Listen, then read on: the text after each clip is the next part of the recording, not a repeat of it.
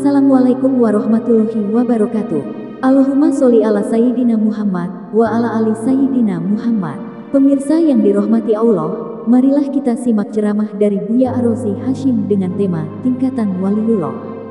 Sebelumnya marilah kita perbanyak sholawat minimal 1000 kali sehari, agar hidup kita penuh barokah dan mendapatkan syafaat kelak.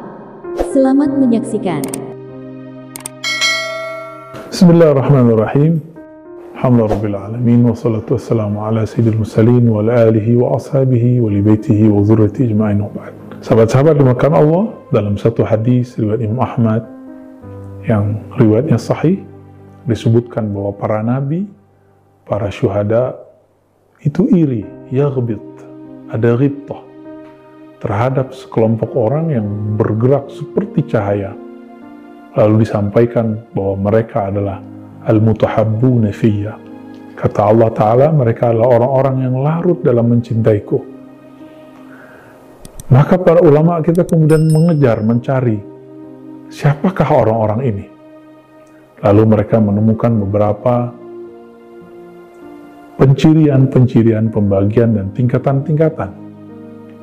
Secara umum, wali itu dapat dikenali dari aura yang dia bawa. Suatu kali Nabi ditanya dalam hadis yang hasan riwayat Imam Abu Nuaim, "Man awliyaullah?" Wahai Rasulullah, siapakah wali Allah, kekasih engkau itu, kekasih Allah itu? Nabi SAW menjawab, "Man idza ru'u dzukirallah." Yaitu orang yang jika dipandang, diingat, divisualkan, dirobitohkan, membuat engkau terhubung kepada Allah, teringat, terkoneksi kepada Allah Subhanahu wa Ta'ala. Inilah yang disebut sebagai wali, ya. Biasanya orang-orang begini dapat tugas dari Allah Subhanahu wa Ta'ala dan lewat guru-gurunya, lewat masyayikh sebagai mursyid.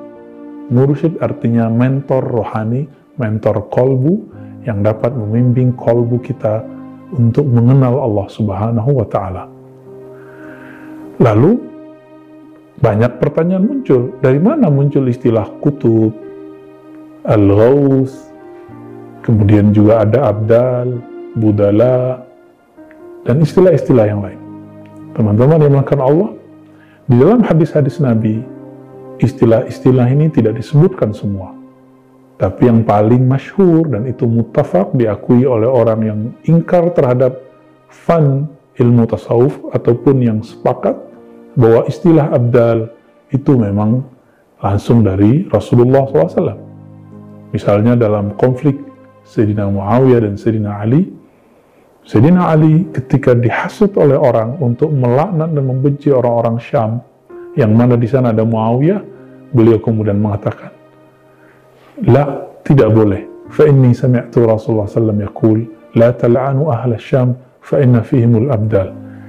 Tidak boleh melaknat orang-orang Syam. Kenapa? Karena aku mendengar Rasulullah SAW bersabda, janganlah laknat, janganlah kutuk, janganlah hardik orang-orang yang ada di Syam, karena di sana ada wali yang disebut abdal. Apakah maksudnya wali abdal? Wali abdal ini adalah mereka yang menggantikan wali-wali setelah sebelumnya. Lalu siapakah sebelumnya? Disinilah kemudian dicari oleh ulama kita. Sebelum abdal ini ada yang disebut sebagai mujtahid dari kalangan para ahli ma'rifat. Jika ahli usul fikih menyebut mujtahid mutlak, maka dalam ilmu ma'rifatullah mereka juga membuat istilah disebut dengan kutub. Kutub berarti poros. Orang-orang yang mendapatkan pengenalan Allah Ta'ala yang sangat istimewa melebihi yang lain. Dan jumlah kutub itu bukan hanya satu orang. Mereka berjumlah banyak. Sejumlah dengan jumlah para nabi, yaitu yang Allah utus jadi Rasul. 313 Rasul, maka jumlah kutub juga 313. Lalu ada istilah ghaus. Dari manakah istilah ghaus? Ghaus ini adalah pewaris mutlak Nabi Muhammad SAW setiap masa. Karena al-ulama warasatul anbiya. ulama pewaris para nabi. Tidak disebutkan di situ pewaris para rasul, tapi lebih spesial pewaris para nabi. Al-Imam Al-Hakim At-Tirmizi mengatakan, an-nubuwah, kenabian itu adalah al-ilmu billah, ilmu mengenai Allah dengan jalur zauq, dengan jalur pengalaman intuisi, pengalaman rohani. Bukan hanya dengan teorisasi, pembacaan kitab-kitab, tidak hanya dengan itu, tapi mesti melalui jalur zauq. Ya, man lam yadhuq lam ya'rif. Yang tidak merasakannya, tidak disebut dia mengenalnya. Kalau hanya baca kitab, diskusi, seminar, itu baru menggosipkan Allah, belum mengenal Allah Subhanahu wa Ta'ala. Lalu Al-Ghaus ini siapa? Mereka yang kolbunya mewarisi kolbu Rasulullah SAW. Inilah yang disebutkan dalam hadis Al-Mu'jam At-Tabrani, riwayat Imam Tabrani, bahwa di antara hamba-hamba Allah ada yang kolbunya seperti kualitas kolbu Nabi Ibrahim, ada yang kualitas Nabi Musa, ada yang Nabi Isa, tentunya juga ada kualitas Nabi Muhammad. Nah, itulah yang disebut Al-Ghaus. Pengistilahan ini karena Al-Ghaus jika berdoa Allah ijabah, karena dia mempunyai hak jais sebagaimana Rasulullah punya hak jais. Bedanya ini wali, yang itu nabi, maka haknya terbatas karena adab kenabian. Sahabat yang melakukan Allah, nah ini yang disebut Al-Ghaus, dan Al-Ghaus hanya satu. Maka nanti di akhir zaman, mungkin sudah waktunya mendekat ke masa-masa kita hari ini, Al-Ghaus ini akan menjadi salah satu pangkatnya Al-Imam Al-Mahdi. Dan kita sepakat semua bahwa Al-Imam Al-Mahdi itu pasti datang, pasti hadir, karena hadis-hadisnya sangat banyak sekali. Al-Imam As-Suyuti menggabungkan dalam kitabnya Al-Urf Al-Wardi fi Akhbar Al-Mahdi, lebih kurang begitu judulnya. Beliau menyebutkan hampir 200 hadis riwayat mengenai Imam Mahdi.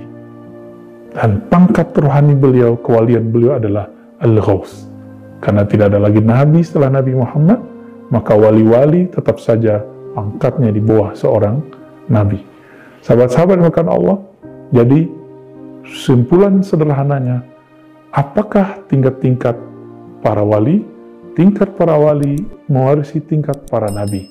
Jika ada nabi 124.000, maka wali 124.000. Dari wali-wali tersebut ada yang menjadi kutub 313, sebagaimana Rasul 313. Ada yang menjadi pemegang Al-Ghaus sebanyak 25, karena nabi yang wajib kita kenal 25. Begitu juga yang lebih spesial lagi, ada 4, ada 5, yaitu Ulul Azmi. Maka nanti juga akan ada wali yang akan membersamai wali-wali Ghaus, sebanyak hal yang sama. Semoga Allah memudahkan kita untuk berguru kepada mereka, ngambil berkah ilmu mereka, dan mendapatkan doa-doa mereka.